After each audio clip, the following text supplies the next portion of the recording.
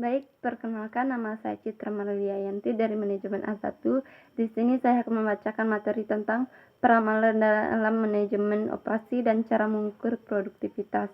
Yang pertama, metode peramalan.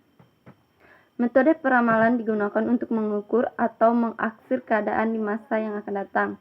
Kemudian jenis-jenis peramalan.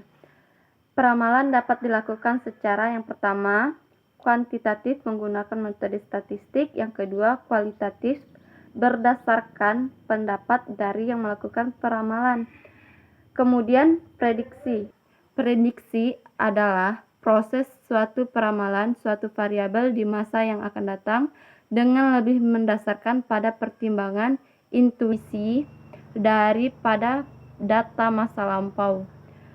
Dalam prediksi, peramalan yang baik sangat tergantung pada kemampuan, pengalaman, dan kepekaan dari si pembuat peramalan.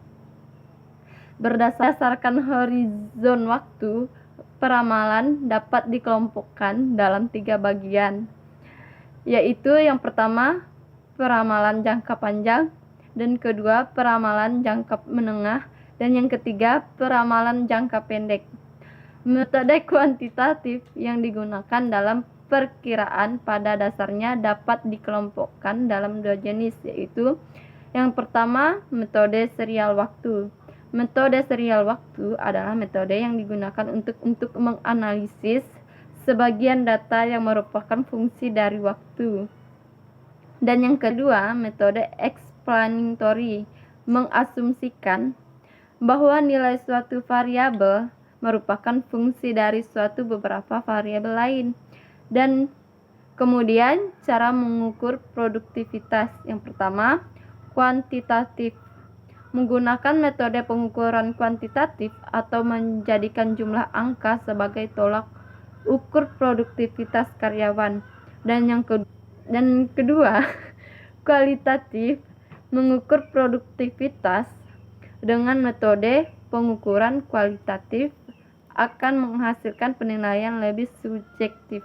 Dan yang ketiga, produktivitas penjualan. Cara paling mudah untuk mengukur produktivitas karyawan adalah dengan penjualan. Dan yang keempat, target manajemen. Mengukur produktivitas karyawan dengan target manajemen lebih hampir sama dengan produktivitas penjualan. Dan yang kelima, menghitung profitabilitas. Walau penjualan meningkat, belum tentu selalu berbanding lurus profitabilitas atau keuntungan yang didapat oleh perusahaan.